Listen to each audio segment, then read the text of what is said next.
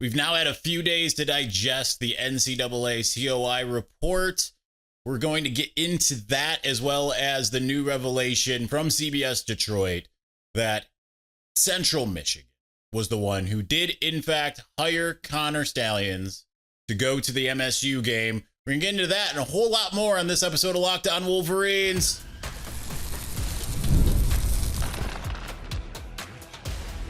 You are Locked On Wolverines, your daily podcast on the Michigan Wolverines, part of the Locked On Podcast Network, your team every day. Happy Monday. We are back and doing it. Locked On Wolverines podcast, part of the Locked On Podcast Network, where it's your team every day. I'm your man on the ground. Why was that a struggle? Man on the ground, Isaiah Hole, publisher of Wolverines Wire through USA Today Sports Media Group. Thank you to all of our everydayers who listen to the show, watch the show, whatever you do, every single day. Thank you for making us your first listen. We do appreciate that. We've got a couple things ready to get into. Segment one, we're going to spend on just more thoughts on the Connor Stalions, NCAA of it all. Segment two, we're going to talk about the final ESPN SP Plus preseason release. I think there's some interesting things as it pertains to Michigan. So we'll get into that. And then finally, just some final tidbits, courtesy of Maize and Blue Review, Josh Henschke and Trevor McHugh, my friends over there, about that scrimmage that took place on Saturday. And we'll go from there. So first off, I want to lead with this kind of disclaimer. If you're a Michigan fan, if you're a rival fan, this is just going to make you more up in arms. But I tweeted this on Saturday morning, something to the effect of, you don't need to worry about the opinions of those people who hate Michigan.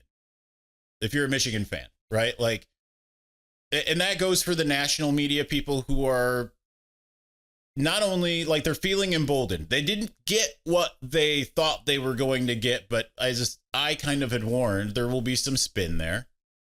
And, if it comes to like rival fans in your mentions, or, if you're out there talking about it on X or whatever, like, you just need to take a look at it in this way. Like, these people hate you. So why do you care what they think? Like all the people who say like, oh, well, no one agrees now, everyone agrees that the national championship in 2023 was invalid. No, they don't.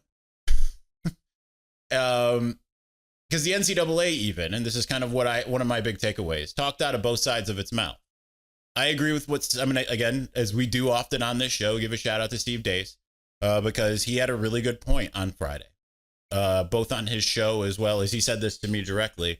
When the NCAA says, oh, Connor Stalions did this to gain a competitive advantage.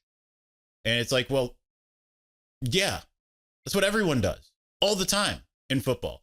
Like, even to the point of like Michigan making sure that everything's lined up in the locker room, right? Like all that Ben Herbert stuff you heard over the years, that's for a competitive advantage. Every single thing that's done is for a competitive advantage. It's not all willy-nilly, like whatever. But at the same time, they also acknowledge that like it didn't have a material effect on games. And the fact that like even though they did the rival meme of, well, the record before and after Connor Stalions, which we have a full rebuttal of that here on this show on Wolverines Wire. I've written it up of, what changed? Well, actually a heck of a lot.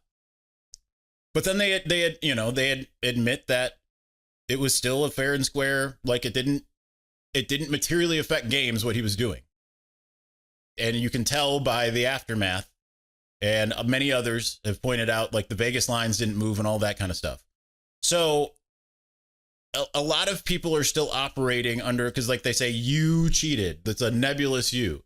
They don't look at it in terms of, now I look at it differently than even what I'm about to say. I just want to make sure we're clear. A rogue agent, right? Like you still see a lot of people that look at it as Harbaugh's complicity. And I understand that's what the NCAA found, but that was mostly due to his lack of cooperation. But, really the only person that got pinpointed in this entire thing was Connor Stalions, right? Like he was the only one who got in trouble, according to the NCAA, for advanced scouting. The only one. No one else did. So I think that tells a little bit of the story. Of course, the Central Michigan of it all, been well aware of that. Wasn't going to be the person to come out and break that news. Let that all fester. Right? Like, and I know rival fans are going to jump all over that because that's what they love to do. But I was told under the circumstances that here's the info. You can't say it. That's how sourcing sometimes works. But yeah, Central Michigan did invite Connor. I know that the NCAA put that like, oh, he was there for Central Michigan and to scout. Well, there's no evidence of the latter, right? Like they don't have like any kind of video. They don't have any kind of write-ups. They don't have anything. Like that's the problem I have with some of the COI stuff is that wasn't part of whatever testimony. That wasn't part of anything that like they'd have no proof. That's why I said on Friday that this is the type of stuff that would get thrown out of court. Like a lot of things are speculation, assertions, and things like that. And yet on their conference call on Friday, they're like, oh, we don't want to speculate. Well, you did a lot of speculation in general. So that leads me to, I think the big thing that's being discussed on boards. It's ended up on Message Boards Genius, or Message Board Geniuses and all of that, which is the whole student athlete one, whistleblower stuff. I'm not going to give names and stuff like this. I've said before, people have figured it out. It's true, though. That's what I'll give it. It's true. There is proof behind it. And I know people say, well, name facts. Give us the evidence. That's coming. Okay. And it's not going to be coming from me. But there are people who are working on it, and you just got to sit back and let that happen. Really the clock started on Friday because now things are more open and capable to be operated in, especially for the national media, people who are working on it. Now that the NCAA part is not done because Michigan is appealing, but that opens up some of the people who are working on these things to do things that they felt like they were gagged with before the NCAA released its ruling. So be patient with that. Will it come out? I mean, I would say it's likely, but at the same time, until those things are published, we'll all wait essentially with bated breath to see what happens as far as that's concerned. But the student athlete one stuff I think was awfully damning in a lot of ways, right? Like the exoneration to Chris Partridge is big.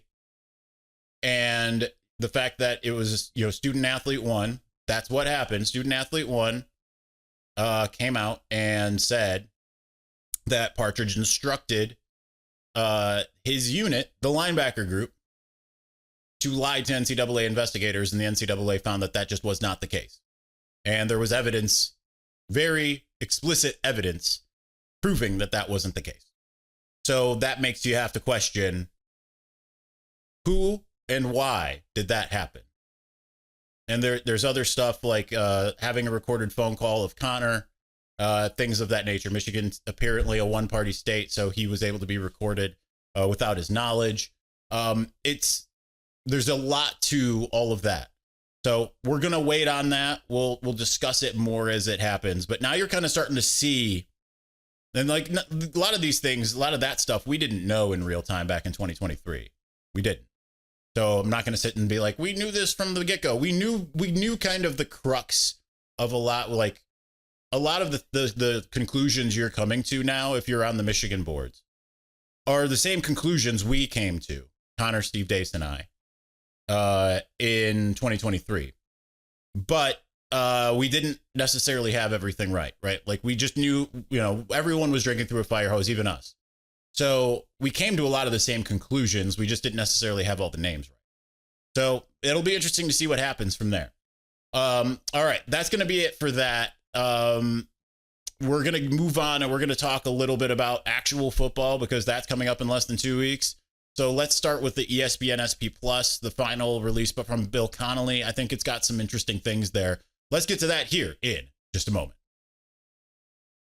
But before we do, if you're trying to stay on top of your routine, whether that's workouts, long days on campus, or staying focused through back-to-back classes, hydration is where it all starts. And that's where DripDrop comes in. DripDrop is a doctor-developed and scientifically proven formula for fast hydration. It uses the perfect balance of sodium, electrolytes, and glucose to help your body absorb fluids quickly, delivering 3 times the electrolytes and half the sugar of a leading sports drink. I actually need to take my DripDrop today because I actually did, just a humble brag, my longest run in 4 years. Just did it right before we got ready to do the show. My go-to flavor is the cherry limeade, but I mean, man, they've got so many incredible flavors. I love every single one that I've got, all these citrusy ones. They're absolutely incredible. So that is the thing. Plus, the flavor is fantastic. It's not something that you're going to sit there and pucker over. You're going to actually love it, and you're going to actually wish you had more when you have it. That's how it works. Right now, DripDrop is offering Locked On listeners 20% off your first order. Just head to DripDrop.com and use the promo code LOCKEDONCollege.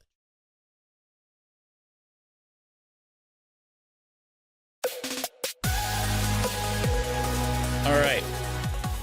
I need to get a table to my other side because this is always frustrating. Like, use my mouse this way because then I could maybe do some things a little easier here than how I do them on the show. Just telling you. I speak my frustrations out in the open. So Michigan last year finished in the SP Plus after the season, 26th in the country with an 8-5 record, 94th offense, 10th defense. Now, Bill Connolly put up his final preseason for 2025. And it jibes. One of the things jibes, actually everything kind of jibes with that which we have been saying that we believe that Michigan will be, particularly on one side of the ball, all offseason. Been saying it since spring. So Michigan is now number 8 in the country in the SP Plus preseason. I'd have to look, but I think that's about where Michigan started. I mean, maybe they were higher. Let me see if I think that's what I had up. We're just doing some quick searching here. Nope, we just got the final here. I'm gonna look at week 5. Where did Michigan rank in week 5 last year? I mean, they were number 1 in SP in 2023. All right. Michigan's number 8 with the 37th offense and first defense in 22nd special teams. If you're Michigan, you're kind of right in striking distance. Remember, it's a relatively experienced team, according to Bill Connolly's, what have you. I can't remember. It was in like 25 or something like that in the country. I don't remember the exact number. It was mid-20s. Like maybe it was 27, 26, somewhere around there. But we've been long saying that like this Michigan defense we think is going to be better than last year, despite the losses that they had personnel-wise. Because, and that's the thing, and that's exactly why, like, you know, you expect Iowa with Phil Parker to constantly have a really good defense no matter who they lose, right? They might lose an AJ Epinesa. They might lose the name just escaped me, Cooper DeJean, right? Like they might lose those guys, but they're still like an elite defense every year. You just know that they're going to be kind of regardless. So I think second year of Wink, some of these guys really coming on strong. Like I've seen some NFL scout types, not like official NFL scouts, but some people raving about Ernie Hausman tape. I think Jayshawn Barham is going to be right there. Again, the depth up front. I know a lot of people disagreed with me about the defensive line. Listen, it's my point there is you saw a lot more snaps by Mason and Kenneth, and you're going to get better production in some ways because you're going to have fresher legs, and it's going to be, you don't have those two generational guys necessarily, but you think about 2023, there were just times where it was like, man, don't want to see Cam Good come off the field. He's playing so good, but it worked out because there was just a constant wave. And that's what I think is going to happen. I think that front seven is just absolutely just disgusting in a good way for Michigan. 37th offense. I think, again, we said like, it just needs to be functional. having what should be the number one defense and the 37th offense, like Michigan doesn't need. Granted, it had like this what they I think in after 2023 what they considered the 7th best offense. So it wasn't like it was like it like it was really languishing. But I think that if you can have the type of defense, the schedule, all of these things together, right? You have to take all of it together, right? Like when people say, and granted, I say the same thing. I said, I have Michigan 10-2 this year. Who are the two? I don't know. It could be Oklahoma and Nebraska. It could be Washington, Ohio State. It could be, I don't know. I just think that there's youth at certain positions and that might cost them. Obviously, we're talking Bryce. Even though I don't think he's like making an untimely mistake, I wouldn't put past a freshman, but I think that he'll be more consistent than a lot of people believe, right? Michigan got lost a game against a Michigan State team in 2021. That was very good, but Michigan still should have won that game based off of how they finished, how strong that team was. Michigan State, they deserved to win that game in a lot of ways. But Michigan also was about to pull away before the phantom overturn of it all, too. So I'm kind of speaking out both sides of my mouth. I'm not going to lie. But where I actually take umbrage here is the 22nd special teams, because I think with Dominic Savada returning, and I think they've got a bevy of returners. I think that Hudson Hollenbeck will be an improvement on what Tommy Doman did last year. I think that they're probably a little bit higher than that. So we'll see. But I think that being number 8, they play the current number 1 Ohio State, which I'm not seeing it. I mean, I could be wrong. I'm just not seeing it. I just think that they've got too many, they got a lot of talent. They're reloading in a lot of ways. I just think that when you look across the board, they are worse off than they were in a lot of places, and their schedules got some really tough games on there. Ohio State plays number 4 Penn State, number 5 Texas. Those are on the schedule. Obviously, number 8 Michigan. But otherwise, Michigan's got number 15 Oklahoma, who has the 11th defense, 23rd offense. So and 31st special teams. Once you kind of balance it out, it's really kind of similar. Obviously, better offense, worse defense, worse special teams. I like to go back to the Jim Harbaugh of it all. You got to win 2 of the 3 units in order to win a game. I think that's probably accurate. But other than that, you got to kind of start scrolling down to see the other teams Michigan plays, and that's 21 USC. That's the challenge. 44th defense, 11th offense. 32nd Nebraska, 70th offense, 14th defense. I think they're kind of underrated offensively. 37th Washington, 47th offense, 32nd defense, 121st special teams. Remember, they lose Giles Jackson too. 38th Wisconsin. So you're starting to kind of get down into the weeds with some of these teams that Michigan faces. 65 Michigan State, 67 Maryland. So you get my point here. 86 Northwestern, and 100 Purdue. I want to see where New Mexico is here, and the other one, New Mexico's 130, Central Michigan's 120. So the schedule is going to give some favors to this Michigan team, and I think that's good for them. And it'll be interesting to see. And I like kind of my point of what I said in a show last week. Like, this point, I just want to see it. I'm over the fall camp of it all. We kind of know, and that kind of leads us into the next thing about what some of Josh Henschke, Trevor McHugh's stuff coming out of the final scrimmage. We kind of know.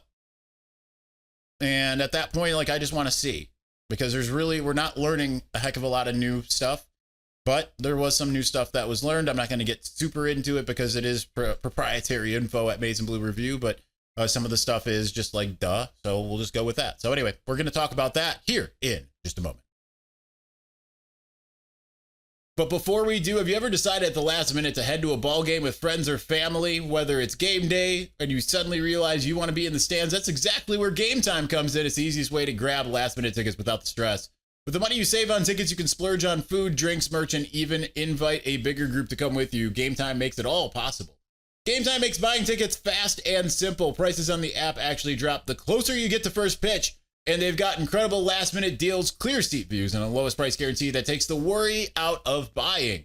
Gametime is the official ticketing partner of Locked On MLB, making it easy to browse the app for exciting upcoming MLB games, including your Detroit Tigers if you are a local.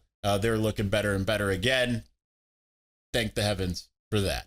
If you're tired of endless scrolling to find the best deal, Gametime Zone Deals pick the best seats in your section for you with the seat views right in the app before you buy. You know exactly where you'll be. So take the guesswork out of buying tickets with Gametime. Download the Gametime app, create an account, and use the code LOCKEDONCollege for $20 off your first purchase. Terms apply. Again, create an account and redeem the code LOCKEDONCollege for $20 off. Download the Gametime app today. Last minute tickets, lowest price, guaranteed.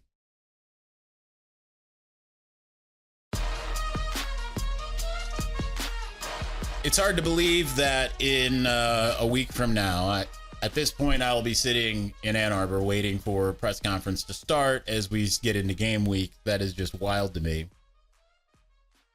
Because it's almost here, but I'm ready for it because I'm tired of just like hearing kind of the same stuff. Like, we're not learning anything particularly new, but I do think that Josh Henschke and Trevor McHugh had some really good intel that did have some new stuff. I will add this one because they tweeted this. But like, hello, Jasper Parker. Have I not told you since basically not the time he committed, but like getting close to signing day that is a dude to keep your eye on. Running back, freshman, Marrero, Louisiana, Archbishop Shaw. 3-star. He's a guy that they are excited about in kind of the same way that they were excited about Hassan Haskins when they got him. If you're a longtime show watcher, listener, probably it would have to go the other way around, listener, watcher, because we didn't start doing the video until 2021.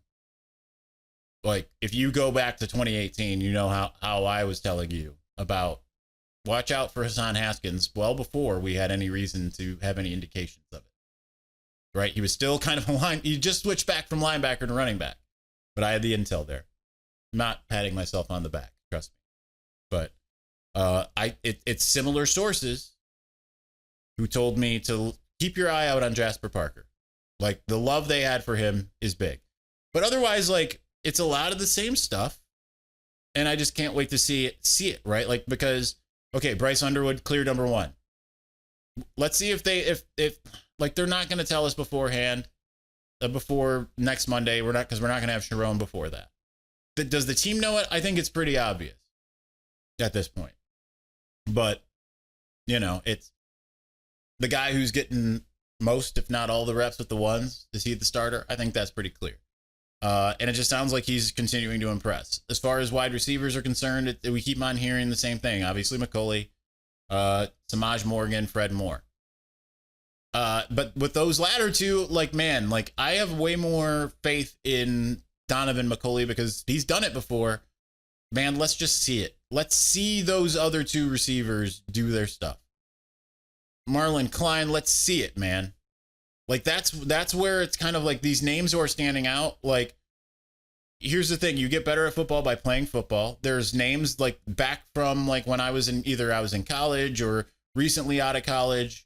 You know, there's moments where you're like, oh man, Jeremy Gallen's out there. Like, what's going on here? And then before long, you're like, all right, Jeremy Gallen. I mean, he's got the best single season or single game record as a wide receiver ever, right? Like, guys can get better. Stevie Brown was another one I remember being like, oh, this guy, you know, and eventually you just get to a point where you're like, oh yeah, no, he's got to be out there. So you hope that all of those names that I just mentioned are it.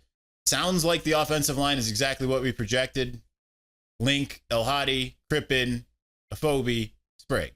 Now, other guys are in the mix, but it sounds like, and from, you know, Josh and Trevor's reports, that's where we're at.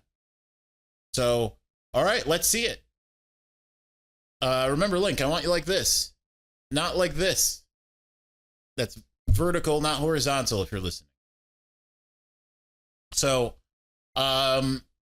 And then defensively, like I just don't have many doubts that they're going to I didn't have many doubts last year and it ended up not being as good as I thought for 2/3 of the season.